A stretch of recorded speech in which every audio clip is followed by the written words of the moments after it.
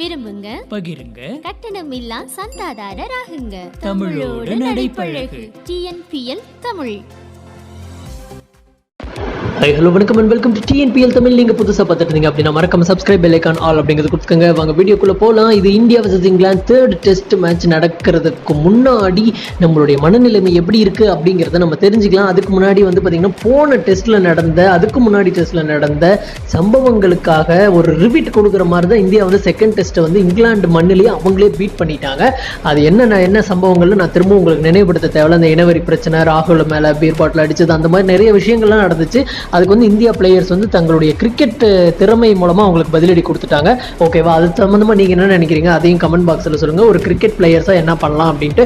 அவங்க கேப்டனும் வந்து நாங்கள் தோக்குற மாதிரி இருந்தோம், அதனால தான் அப்படின்லாம் சொல்லி மன்னிப்புலாம் கேட்டிருந்தாங்க. பட் அதை பற்றியெல்லாம் நம்ம ஒரு கிரிக்கெட்டுக்கு இது சரியா அப்படிங்கிறத நீங்களே சொல்லுங்கள். ஓகே, இந்த தேர்ட் டெஸ்ட் பார்த்தீங்கன்னா முதல் 2 டெஸ்ட் எங்கே நடந்தது? ஃபர்ஸ்ட் மேட்ச் ட்ரா ஆச்சு, அது அன்ஃபார்ச்சுனேட் மழை வந்துச்சுன்னா அதுலேயும் நம்ம தான் ஜெயிச்சிருப்போம். ஃபர்ஸ்ட் 2 மேட்ச் பார்த்தீங்கன்னா லண்டனில் புகழ்பெற்ற லார்ட்ஸ் மைதானத்தில் நடந்தது. ஆனால் இந்த 3வது மேட்ச் பார்த்தீங்கன்னா லார்ட்ஸில் நடக்கல, லீட்ஸ் மைதானத்தில் நடக்குது அப்படிங்கிறது ஞாபகம் வச்சுக்கணும். ஓகேவா? அதனால வந்து இந்த பிச் கண்டிஷன் ஆகட்டும், இந்த பிளேயிங் 11 ஆகட்டும் அப்படி இருக்குமா அப்படின்னு சொல்ல முடியாது.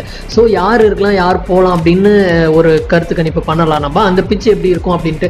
லார்ட்ஸ் பார்த்தீங்கன்னா லார்ட்ஸ் மைதானத்தில் சீம் பவுலர்ஸுக்கு நிறைய இருக்கும்னு சொல்லிட்டு ஸ்பின்னிங்க்கு வந்து அஸ்வினுக்கு சான்ஸ் கொடுக்கல. பட் இந்த மைதானத்தில் வந்து பார்த்தீங்கன்னா ஸ்பின் எடுபடும் அப்படிங்கிறதுனால அநேகமாக வந்து ஜடேஜா அண்ட் அஸ்வின் 2 பேருமே விளையாடுவாங்க. பேட்டிங்கில் ஒரு சேஞ்சு, பவுலிங்கில் ஒரு சேஞ்சு கண்டிப்பாக இந்தியாவில் இருக்க தான் போகுது.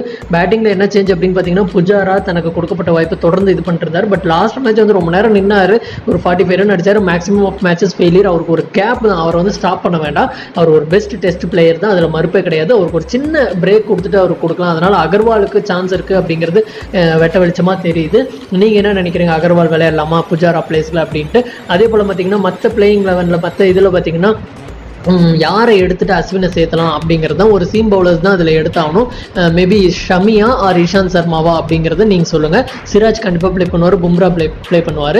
யாருக்கு பதிலாக அஸ்வின் வரணும் அப்படின்னு நீங்கள் எதிர்பார்க்குறீங்க அதையும் சொல்லுங்கள். பட் நம்மளுடைய சேனல் அனலைசிஸ் படி ஒரு 2 பிளேயர்ஸ் சேஞ்சஸ் இருக்கும் அப்படிங்கிறது கன்ஃபார்மாக தெரியுது. பேட்டிங்கில் ஒருத்தர், பவுலிங்கில் ஒருத்தர். அஸ்வினுக்கு கண்டிப்பாக இந்த தேர்ட் டெஸ்ட்டில் சான்ஸ் இருக்கும் அப்படிங்கிறது வெட்ட வெளிச்சமாக தெரியுது. ஓகே ஃப்ரெண்ட்ஸ், இந்த வீடியோ தொடர்பாக உங்கள் கருத்துக்களை மறக்காம கமெண்ட் பாக்ஸ் சொல்லுங்கள்.